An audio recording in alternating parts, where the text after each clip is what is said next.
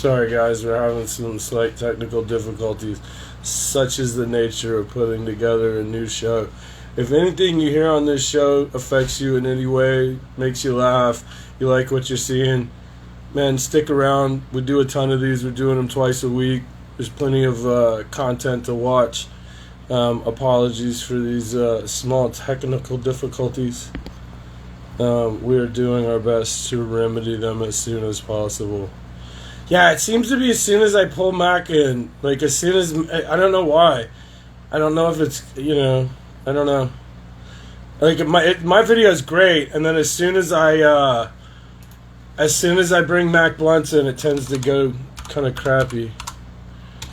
And it's weird, because we haven't been having that issue on Friday, during the Friday show. So it's kind of weird. I don't know. Let's see... Wait for Mac to jump back in. Sorry guys, we're having some small difficulties. We will get it figured out. I'm trying to pull it up on my computer so I can at least see what the video looks like. So I know when it... Okay, cool. So I know when it looks horrible. And then I at least know what's going on. Because I don't feel like it's my internet, man. We got a pretty solid connection. Thanks, guys. Sorry about all this. I apologize. This is something we're going to fix. Man, I'm going to be honest with you. I don't know what I'm doing. So we're putting this together as we go. The goal was to make the content first and to have something people wanted to watch first. Like before we started bringing in, stressing about how this all works. Just try to get us on camera and have a good time. I wonder if he's not checking his internet or something. Yeah, I know, man. And it's really tough, too, because it's like, I'm not a video guy. I'm not somebody who really has a passion for this sort of stuff. I'm just really good at talking shit. And, I figure if I stick a camera in front of my face, then I can share that with other people. And people pick up on, more of the passion for what we do and just the passion for weed. Nah, just send me an invite, Matt. Oh, you're not. He's still not following. Damn it.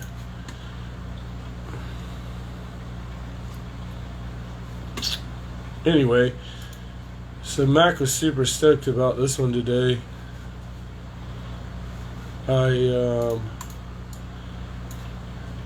He's done a ton of research about, prohibition and just getting everything to where we are today. I think a lot of people take for granted, if you live in a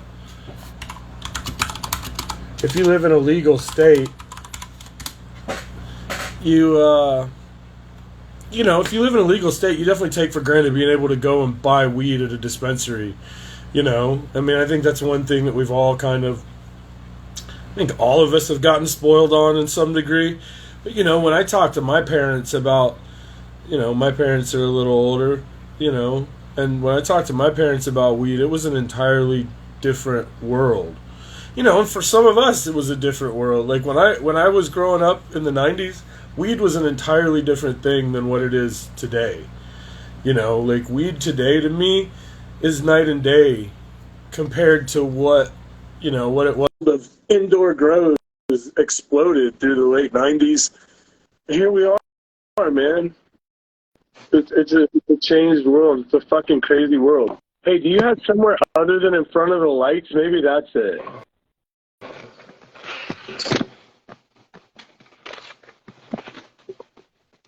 What about now? No, it's still super, super, super bright, and I'm just not sure if that's what's causing the issue. Because it's kind of weird. Here, let me see.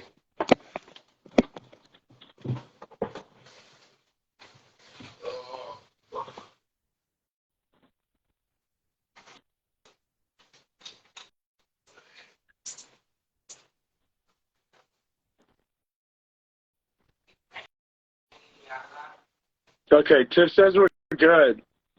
All right, where do we pick up? I'm not going to eat. Okay. What? Oh.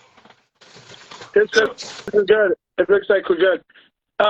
Yeah, so here's the big difference, man, between buying weed free, buying as a customer, buying weed pre-prohibition buying weed today. So, like, if you were lucky when I was 18 to 25, you were hella lucky if you got a flavor, like something that still had enough terps in it that it was tasty, that it had some flavor. It wasn't until some years after I started smoking weed that I even found weed that was better, you know, that was better. Get out of the grow light area. That's great. But yeah, man, I mean, like, and that's the difference between being able to go to a dispensary is at least in a dispensary you can get some sort of options. You can go get 2 or 3 or 4 different kinds of fucking weed and, you know, at least start to develop a palate. And I think you're going to, you know, for your money, but extracts are usually the best way to, like, really start to develop a palate. Because for me, when I smoked flower, it took me a while to really get to a point where, like, with a bowl, I could taste anything other than smoke. And I'm still kind of bad about that today. Like, if I'm smoking a joint, I can taste it. But, like, if I'm smoking an unfiltered pipe, man, it's kind of tough to get anything other than just smoke. I agree. I didn't really start finding flavors, bro, until like I started growing myself. I totally agree with that. When I was copping from the local entrepreneur, you know, everything tastes the same. You know what I mean? Yeah. I got this new, you know, and the new tastes like the old shit, you know. So I definitely agree, man. Like with that. Yeah, I mean, and you know, the other thing is that, like, and the truth is, depending on where you live in the country, there's always a chance that the weed you're smoking is old as fuck. Like, especially when we go back to, like, the Prohibition days, where most of the weed was coming from fucking Mexico, maybe Northern California, and British Columbia, Canada. Man. Like, those were the 3 areas that were pumping volume into this country in, like, the late 90s. I remember growing up, bro, that Cali, if you had a stamp or a verified connect from It's a Cali Connect, you were top dog, no matter what it tasted like. And even then, it all still tasted the same. They selling you last year like that. Last year's out. Yep, last year's out, you bro. Know, but it's Cali, though, bro. It's Cali, yo. See, I always joke. See, I came up in kind of concerts, music. Before there was a festival scene, we just traveled and saw fish, like, generally speaking, you know? And so that's where I was introduced to, like, really good, high-quality, dank fucking weed. Yeah. And so the funny thing about that is, back then, there was, like, it was humble. So it wasn't even just Cali. Yeah. It was, if it came from, if somebody told you that extra, it was Humboldt, bro. It's just from Humboldt. Every time. Motherfuckers would pay extra for that shit every time. It didn't really matter. And it really was a marketing thing for a long, long time. You know, like, I don't... I'm sorry, man. Real close to hot take because I don't want to say some shit that I'm going to piss a bunch of people off. Man, I think there was a time and a place. I think there are parts of California that grow great weed inside, in buildings, away from the bugs and the dust and the poop and the mildew. There's great weed grown. But the problem with both California and now Colorado in a large way is that they produce so much boof, just so much absolute garbage, whether it be, like you said, last year's outs, or whether it be some dusty Pueblo outdoor down in Colorado. They're both flooding the market so hard with just garbage. It's weed, sure, it's weed. I mean, I guess it's probably tests for THC, but it's not something that anybody would recommend smoking, you know. And that's the problem, is that in both of those states, as much as I hate to say this, the bad tends outweigh the good, and it's just simply the Bay. I can't hate on the Bay, bro. The Bay has always had and been known for fucking dick, but it's like all those NorCal grows and those southern, Oregon grows, all of those places that can just flood the market with it's just weed, big 85-foot bushes. Man, that ain't how you grow dank bud, guy. We all know that. Like, so California and California bud will always have a special place in my heart, and I'll tell you why. We can take it back to the beginning where they broke barriers, and in 1996, Prop 215, they became legal, right? absolutely. 10 years after that, bro, my alma mater opened. Oaksterdam University, bro. Come on. I got to give it to them. Oaksterdam University, bro, they were raided. They tried to shut them down, and they still here, bro. And I'm a product of that university, so I definitely, Cali will always have a special place, with me. And it's, dude, don't get me wrong, man. There are absolutely growers in California that are growing amazing weed. But the problem often is that the ones that grow garbage can grow garbage on a much bigger scale than you can grow dank fucking weed. And there's always going to be more people out there that don't care about the quality, that don't give a fuck about, anything, that just want to get that cash crop down and get that payment. There's always going to be so much of that. Invested into it. Yeah, there will always be a premium on great weed. Man, for sure, bro, for sure.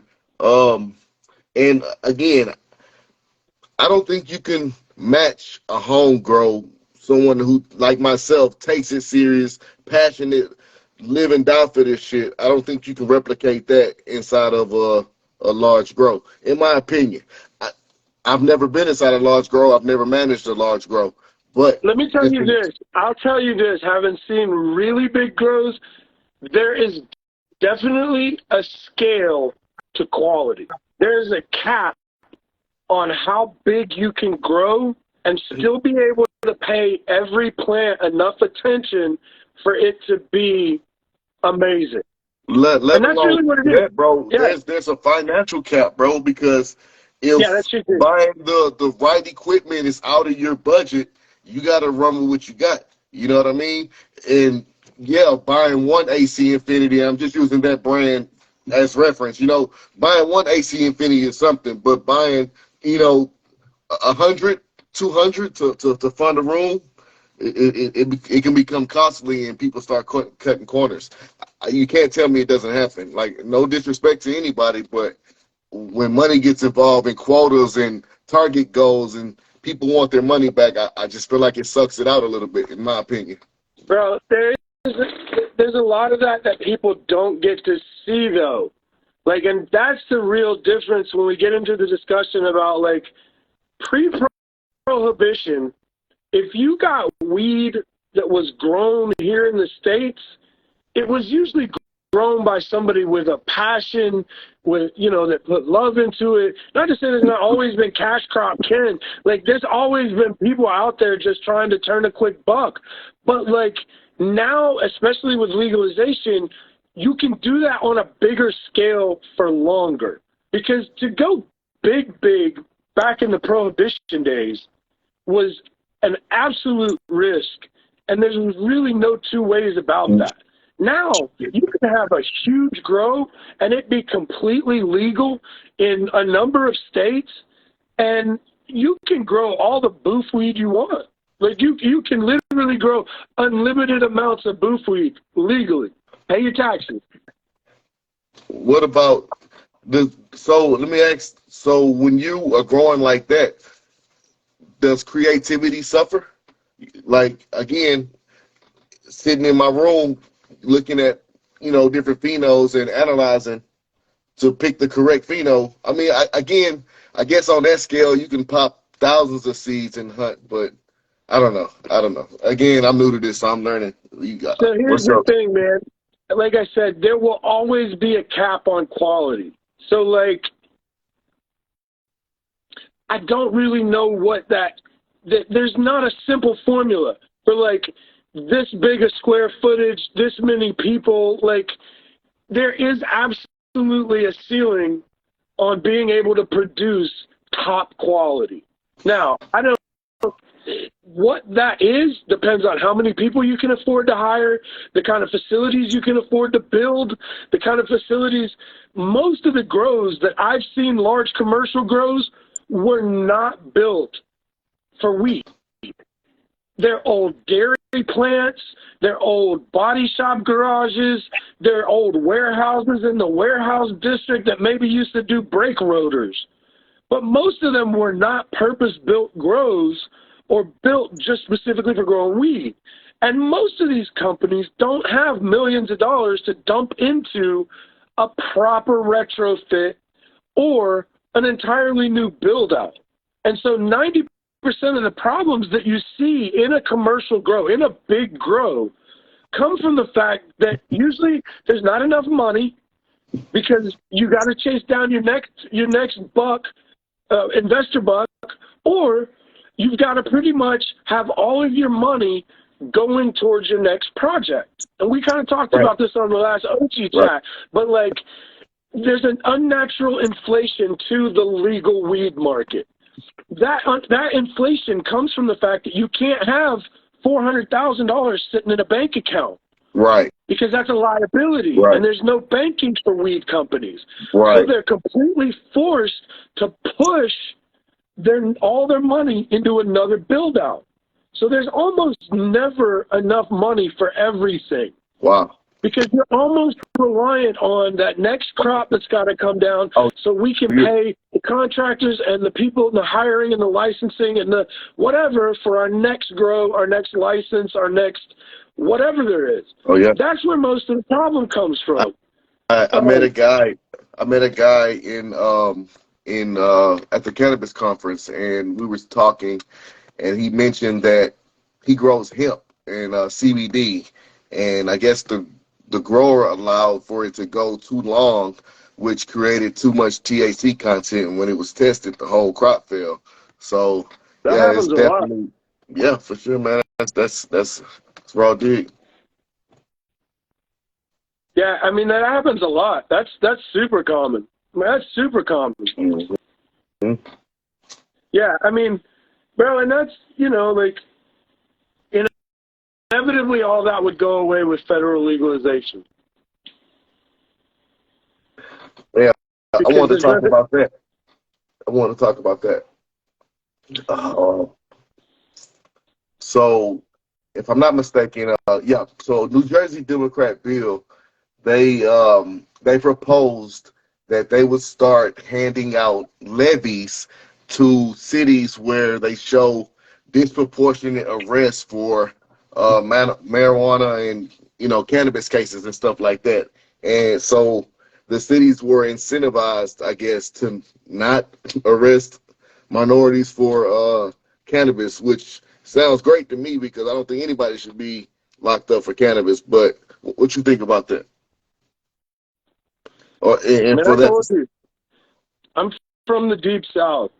Like, I have seen firsthand how the law is used against people that don't look like me.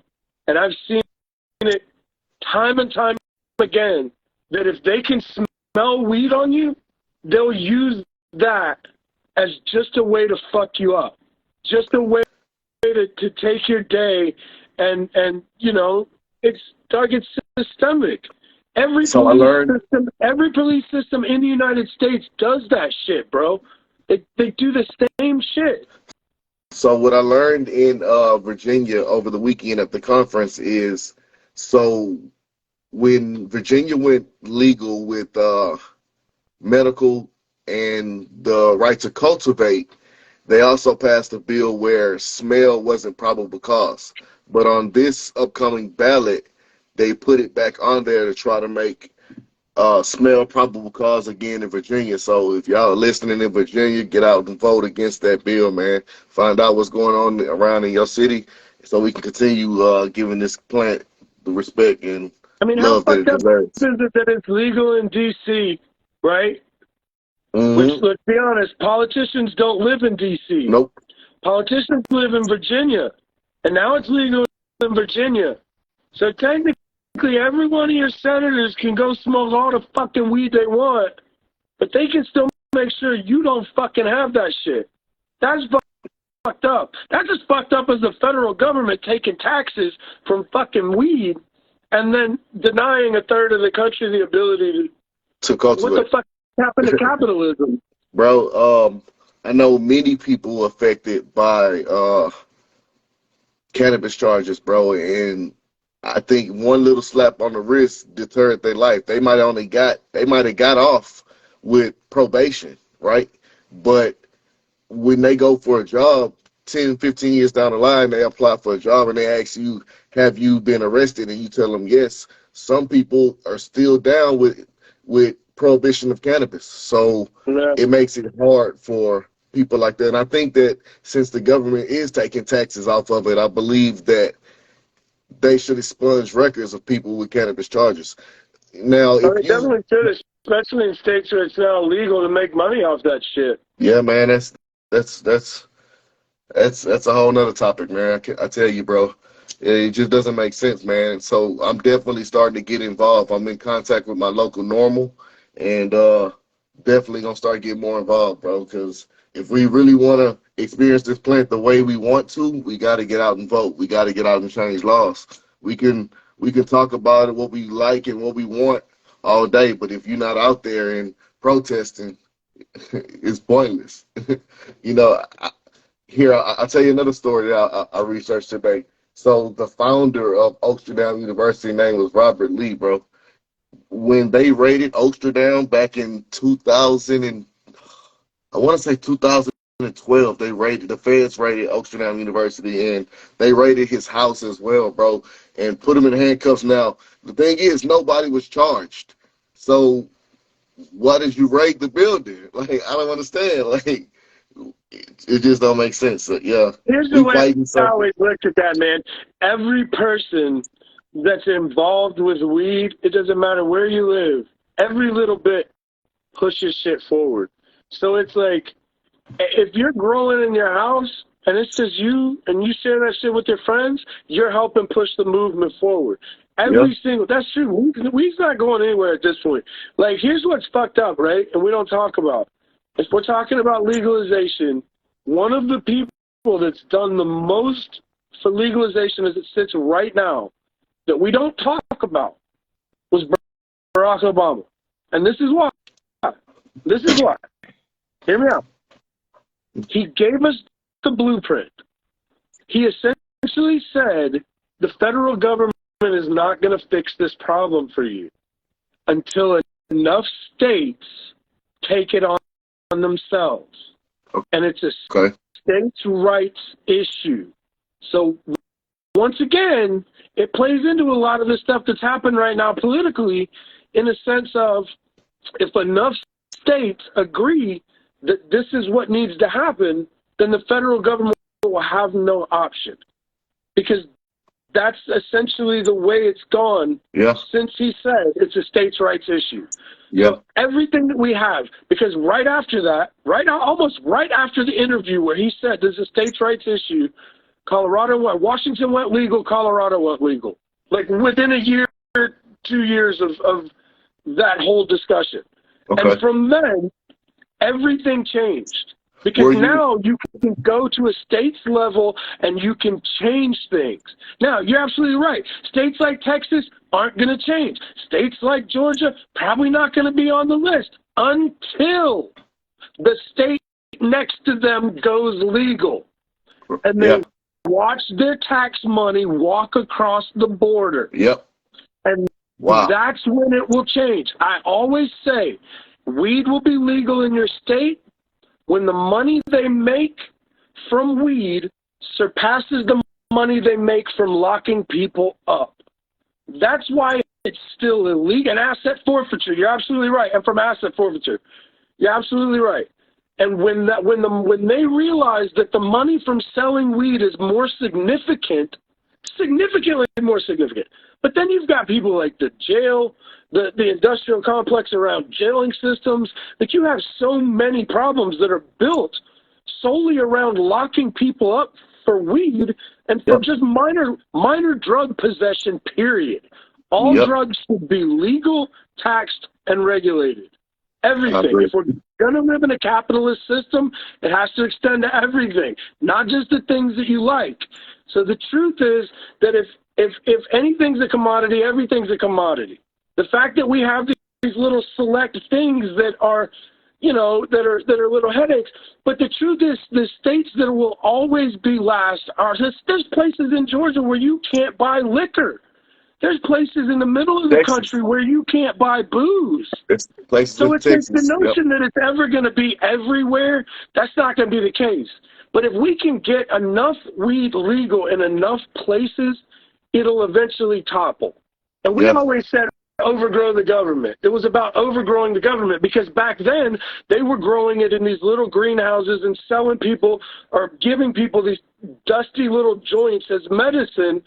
And, you know, in Mississippi and some of these other government-run grows, and what eventually happened was we overgrew the government, and we're going to keep overgrowing the government. Sure. As long as more people out there are growing weed than they can take down, I mean, whether it's, you know, your little home-grow, foregrow in your legal state, or wherever you live and what you choose to do with your time. Whatever you choose to do, man, you do it. Every bit of that pushes the movement forward. I agree.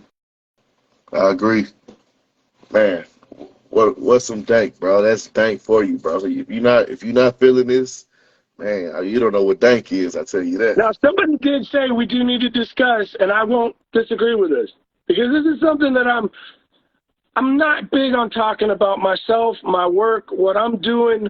But I realize that's what we should do to some degree. So somebody mentioned we need to talk about what we're working on. We need to talk about some dank. And I think they're right. Okay. What are you working on right now? What are you growing right now? So what I'm growing right now, I'd rather talk about what I'm working on. There you go. So what I'm working on right now with a collaboration with my homie Swig is the King Neptune. The King Neptune it's been run, it's been tested. We've actually started looking for second generations of it. So the King Neptune is a London pound cake to a pancake breath by In-House Genetics. Y'all heard it first. I have never released what the cross is, but that's what it is, man. So look out for it, man. We're probably going to be releasing it sometime this summer, so look out for that. Yeah, man, so I've got the Lucky Charms drop ready. These were kind of vintage Lucky Charms seeds that I acquired through the years. I had done a ton of solventless work with some Lucky Charms cut with a Lucky Charms cut that just kind of circulates around Colorado. And so I knew the strain to be a really good hash strain. So I jumped in with both feet with a couple cuts that I kind of had extra from another area we were working. Like it was a sorbet. There is a sorbet line coming down the short path.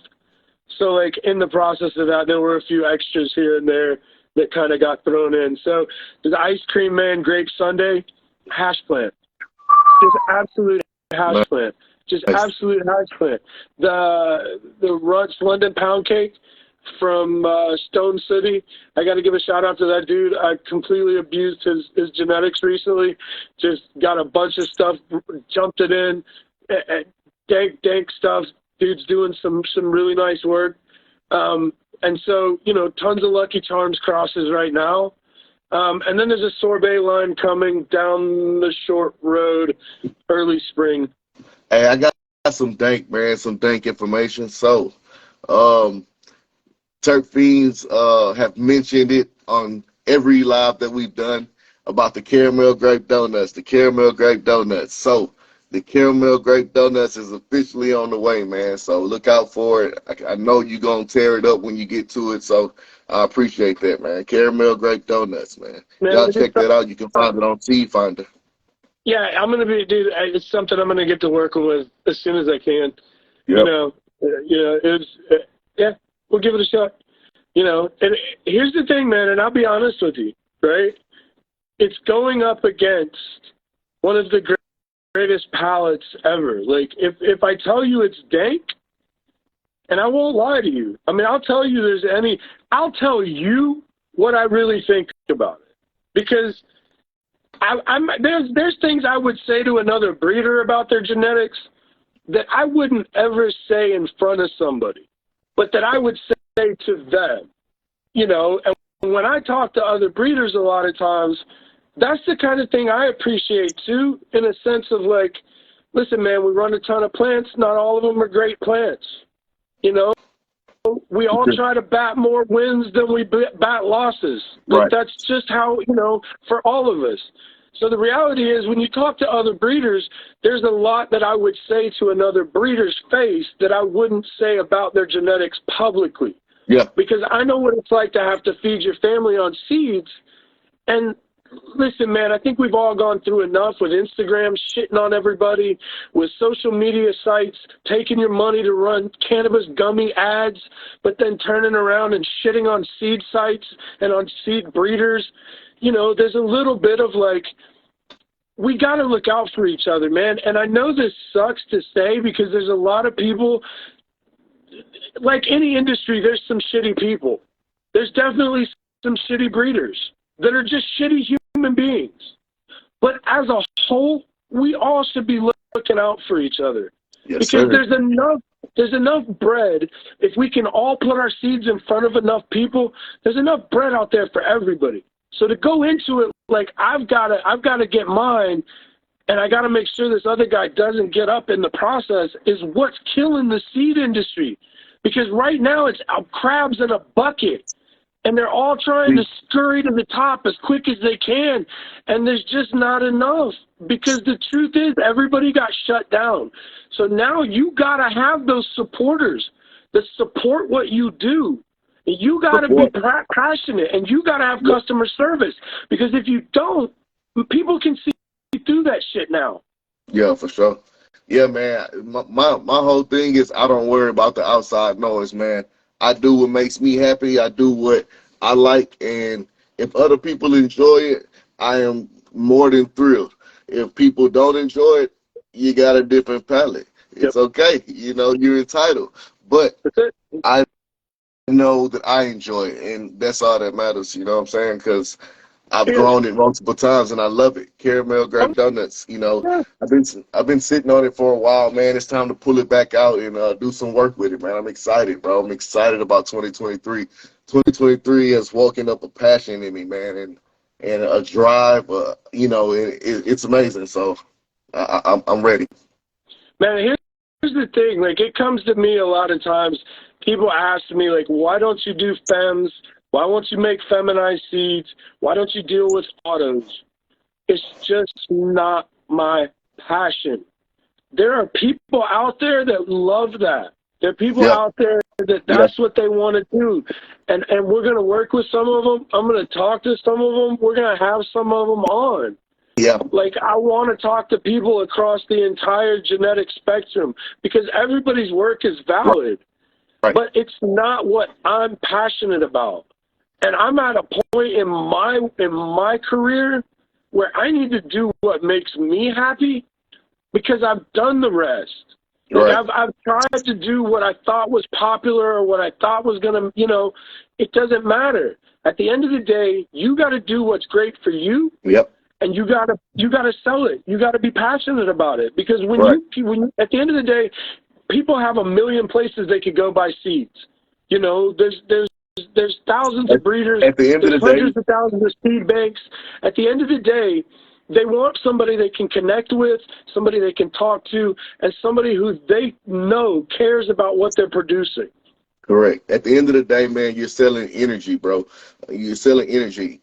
The work that you put in the garden, the energy you transfer into the garden is going to translate into sales, because it's passion. People love passion. And if people believe that you believe, it's easy. You know what I mean? So that's the goal, man. You do you, and blindfold on the side. You know, you ever seen those horses in Spain that they have the blindfolds on the side so they only know to walk straight? That's all you do, you know? And I mean, it's like we talked about before, man. Like,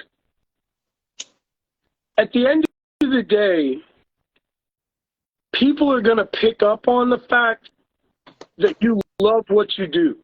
And I Exactly. think the most people that have supported me, largely, it's damn sure because I'm, not because I'm the greatest looking dude or because I'm, it's because people pick up on the fact that I love what I do. And I've been loving it for a long fucking time. I can say this with a straight face. Weed saved my life more than once. 100. Plant, the herb, the whole fucking thing. And that's where that passion comes from. Yep. Because it's a civil service that you'll never forget. Because if you put that love into every time you go into that room, if you go in there with the best intentions of, I'm going to do something that's amazing, I'm going to do something that's better than what I did last time, and I'm never going to lose that sense of I'm going to learn how to do it better every time, you're always going to produce great products. You're always going to produce amazing customers, no matter what. So I'll tell you a story. So the caramel grape donuts, bro, it started with my grape stench line. It's off of my grape stench line. The grape stench was a purple soda breath times a southern squirrel.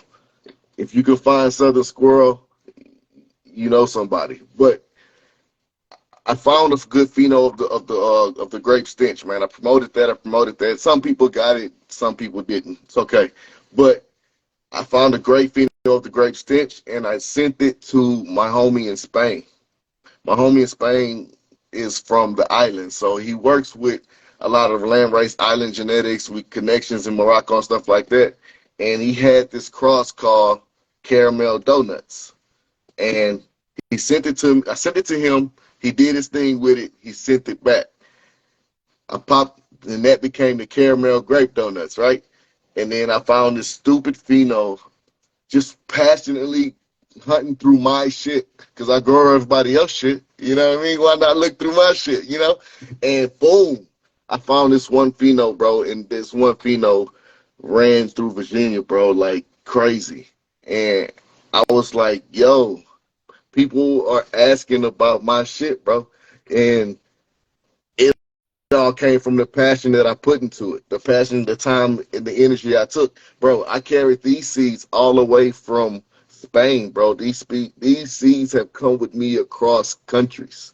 You know what I mean? Because I found something special in it, That's awesome. So the most beautiful thing about a seed is that you never know where it's going to get planted.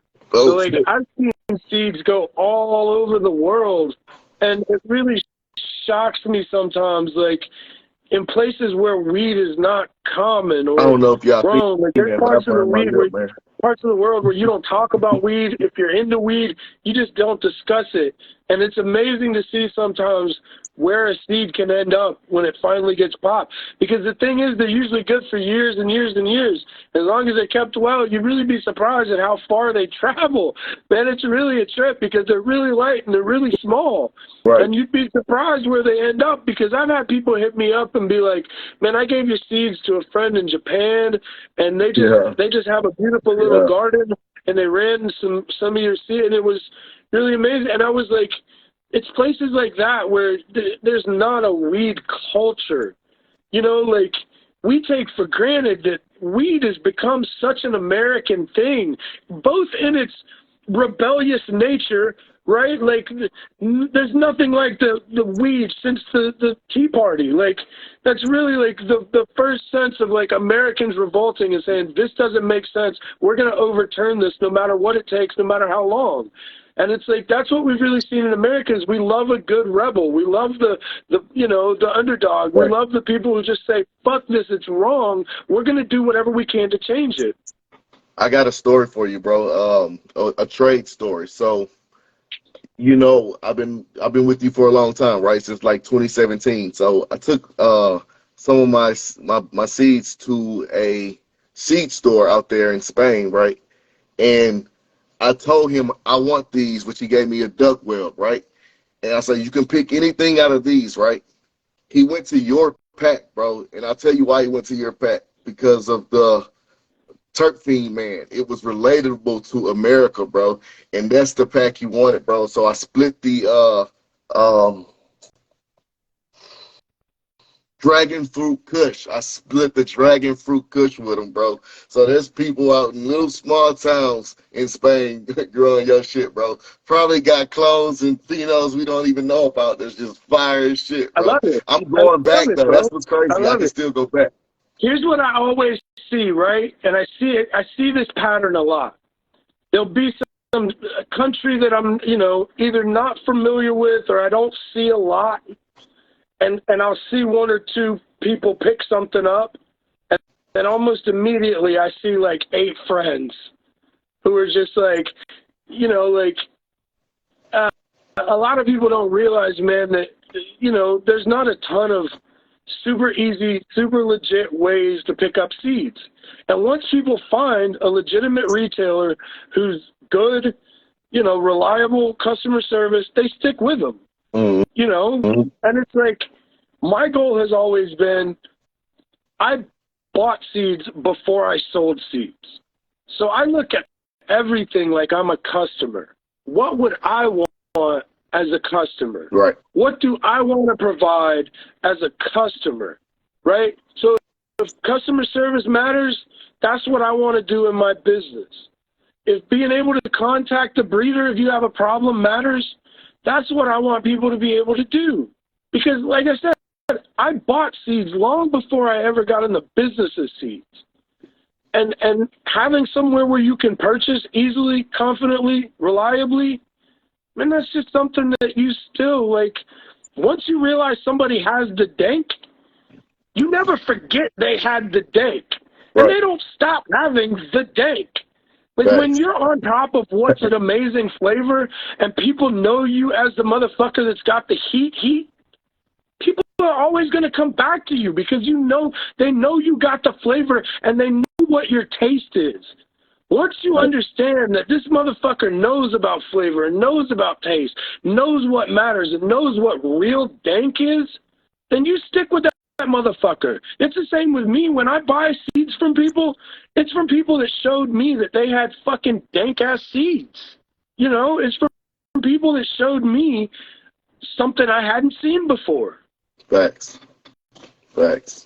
Tasted, smell, smoked, looked, all type of different phenos, different profiles that you look for when you look for in the dank. The dank is something I don't even know if you can categorize dank unless you categorize it in 3 different ways, like how it smell, how it look, and how it smell. All 3 have to be checked for it to be considered dank, in my opinion, bro. Oh, yeah, no, absolutely. But I had a wise man once tell me that there's only 2 types of weed. There's only 2 types of weed. There's dank and there's everything else. Yeah. There's no in between. There's no in the middle. Yeah. There's no such thing as mids. It's either dank or it's trash. Right. It should have gone in some hot dog water carts or should have gone to the Ash guy or something. Let's be honest. There's a lot of shit sold as flour that shouldn't be sold as flour. Like, it just shouldn't. Right. Yeah, man. Hell yeah. I totally agree. So, 29 states, bro, including Washington, D.C. is legal, bro. And you touched on it earlier. You said that what needs to happen is each state next door needs to legalize. And what I see and happening on the East Coast, at least, it's creeping. It went from New York, I believe, Massachusetts, Virginia. Massachusetts has a very long history of weed. Massachusetts has been a state that's been very compassionate about weed for years and years and years. And if you look at the New England states, like, that's, Massachusetts is definitely one that has put up a lot of fight. For sure. I don't know too much about Massachusetts growers or Massachusetts genetics. I didn't even know Massachusetts was mini mecca for cannabis. That's nice to know. I have friends in Massachusetts, so I definitely will tap in So, hey, and man, see what's going 1 on. second before because I'm not sure how long this one's going to run. I kind of feel like we're, got a few more minutes. We'll run it till the end. But long story short, man, if you're looking for genetics, www.terpfiend.com, TERPFI3ND.com. You can also follow me at terpfiend, TERP underscore FI3ND, and Instagram. And you can find all the rest of my links to all my social media. Go follow at The Real Mac Blunts. Give homie some looks. Go check out the seeds. Tons of gear. Really good stuff he's working on. Anywhere else they can find you, bro? Yeah, you can find me on my LinkedIn, man. If you go on my page after you follow me, tap the LinkedIn button. It'll take me to take you to all my pages, man. I play Call of Duty often now. Turk Fiend he converted me from PUBG to to damn Call of Duty, man. So I play Call of Duty. I still be on the Madden occasionally, but people running, so I done switched to Call of Duty. Honestly, I like the DMZ better, bro. I'm sorry to cut you off, but I like the DMZ. Oh, yeah, man. And it's like, it's just when I can find time to play, dog, to be honest with you. Like, these days, it's really tough that I can find, like, a solid hour. And the DMZ, the funny thing about the DMZ, if you play it for a little while, man, it's tough to get in more than 2 games in an hour sometimes. Like, if you really go deep and you're in there for a little while, man, I tend to look at the screen and I'm like, man, I just burned a half an hour. Like, and we didn't even get out with our stuff. So it was all just a waste of time. Bro, because people like, do that's dumb the trip shit, about bro. it. Man, we can talk about that later, bro, because people do dumb shit on there, and it aggravates me, bro. Like, just run off crazy for no reason, do their own missions. Yeah. That's why I do. Yeah, but that's tough when everybody's not communicating, man. It's the fatal flaw. Yeah. Like, if you forced everybody to have a mic and use a mic, you'd get so much just trash, just trash. But the reality is it's tough to meet, like, other gamers if you don't have gamer friends. Like, sometimes it's tough to find other people to play with that communicate well and that actually aren't terrible. Right. And I don't hang out with a lot of teenagers. Like, that's who's great at video games. I don't think I got one teenager friend, bro. So it's like, I try to teach my 3-year-old to play, and he's getting good, but he's got a long way to go. That's awesome, bro. But man, I think it's kind of weird because when we kind of look at kind of the topic of the day was kind of a world in a post-prohibition, right? I mean, essentially moving forward and how we go from kind of where we're at now to where, everybody has access. Everybody has the ability to talk freely. Everybody has the ability to, enjoy medicine the way they choose and from the chosen source that they would like. Yeah. That's the real thing, is that so many states like yours that just went legal. Another good option is New York is another one we can kind of point at, that it's too big of a state to not have provided enough licenses to get things going. So the state should be forward enough that, okay, we just made the change to legalization. Now we need infrastructure yesterday.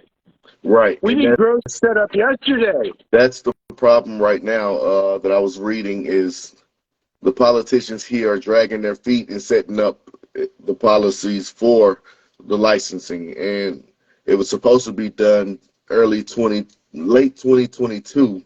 Now they're saying 2024. So it's just a waiting game, bro. I don't know what phone to call or who I need to talk to get this rolling, but I been having a couple offers, so we need to get this ball rolling. New York's about to start busting people because essentially people were like, "Oh, you want to fuck with us? We'll just open up." It's a New York style of, right? If you don't give New Yorkers enough, they're going to provide. That's the way that state has always been. Facts. And New York City itself, if you say, well, weed's legal now, but we're not going to give you any licenses, motherfuckers just went, the hell you say? We'll figure out a way to get it. Believe me, it ain't hard. Man. Yep, I ain't gonna lie, man. Everybody I know from New York, them boys gonna go get it. Like, It's a No way of life, questions asked. bro. It's a way of life there, man, because it's different than when you live near the Walmart and you can go buy everything at the Walmart. There's a Right. real struggle of everything downtown is almost not enough no matter what. So it's like there's a certain amount of when you say weed is now legal, but you're not going to tell people where to go to buy it, and you don't think New York is going to go, the fuck you say? We know where to buy it. We've always known where to fucking buy it. Now, Right. the motherfuckers are just going to sell it, and you're not going to arrest them anymore. Right. But it's like then the state goes, oh, well, that's Virginia not what said, we wanted. That's not what we intended. And it's like, well, you didn't do what you intended, and you damn sure didn't do enough to get by. Texas is weird too because they decriminalized anything under, I think, 28 grams. It's like a ticket now.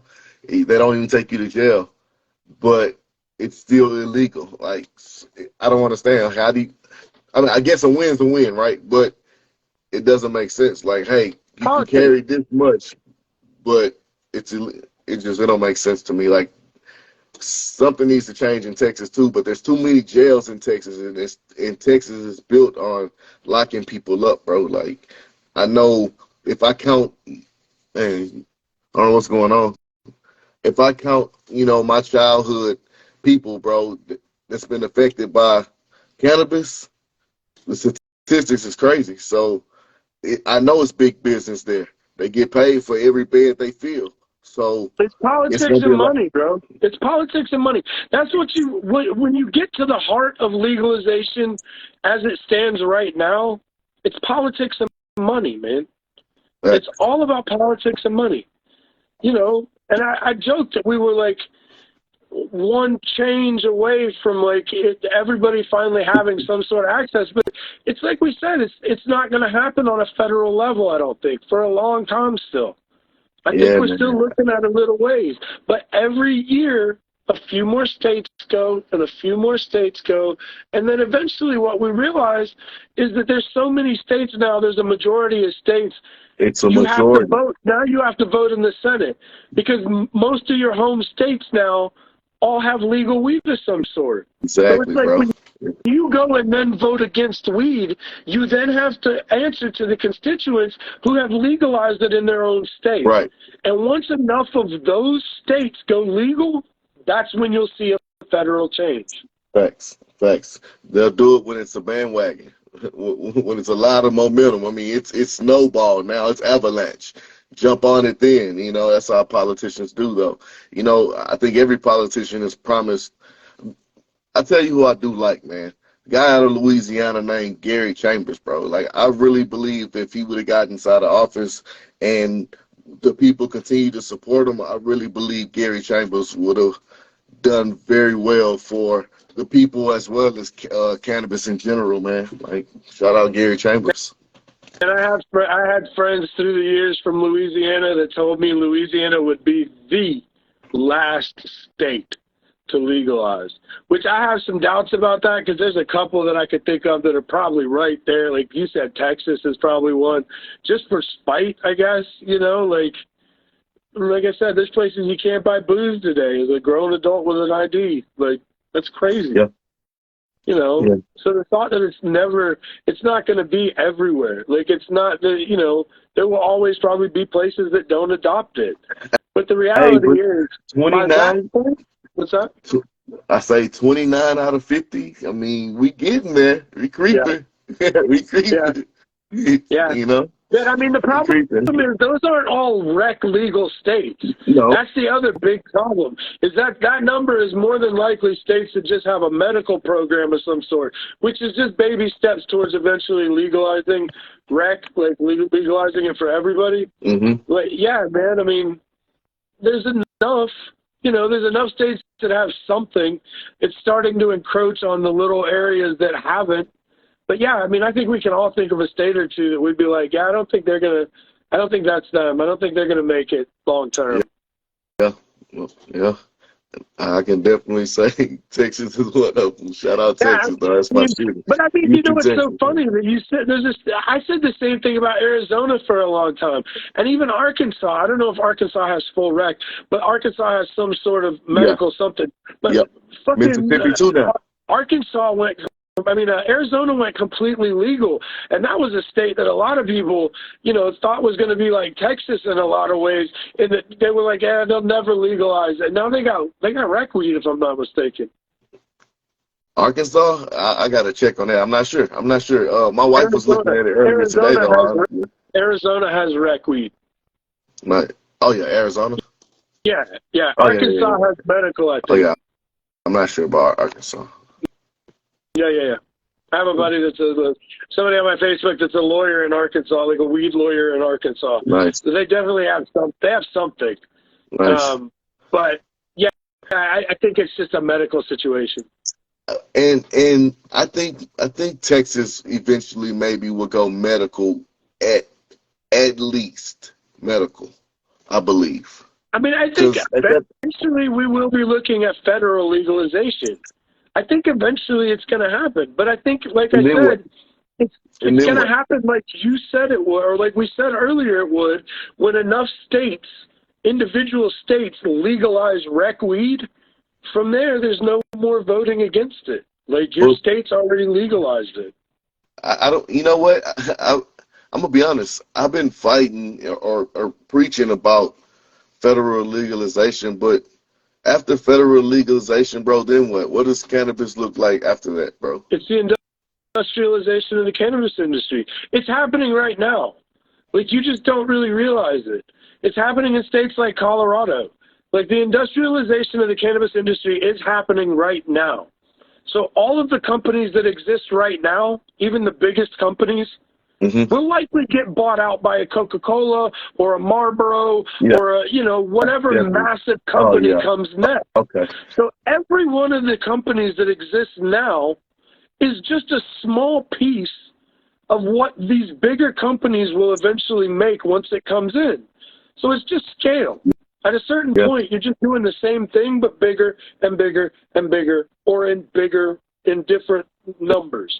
So instead of having one grow that's 100,000 square feet, you have 10 grows that are 100,000 square feet. Right, and now why not take half of the tobacco field and turn it into cannabis, or half of the cornfield and turn it into cannabis? So it probably will become very industrialized. The funny thing is, there's so many areas, especially when you look at the Deep South, that used to be grounds where things were grown, but so much of that was shipped overseas that we don't grow much of anything anymore here.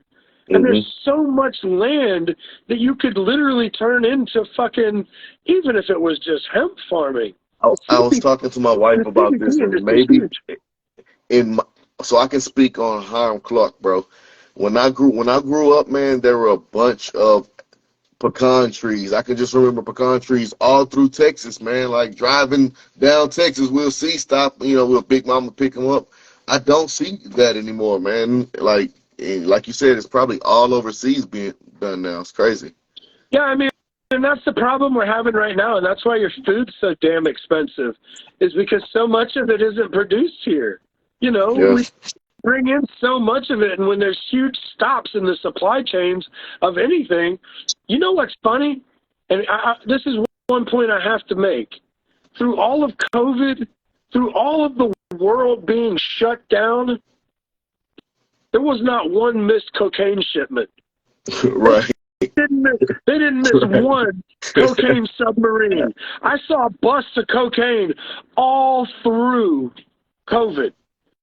So you can't tell me there were shipping problems. Right. Because where there's a will, there's a way. Man, it's all business, bro. You tell them if you control the market, you tell them the problem and the solution. Hey, the problem is there's a shortage. The solution is we'll just tax you a little bit more to get you to say. The truth is that everything. Cat Williams said it the best, man, with the chicken shortage. Like, that was just the funniest thing ever. Now it's an egg shortage. What came first, the chicken shortage or the egg shortage? Bro, what? Like, come on, man. How is that even making sense, bro?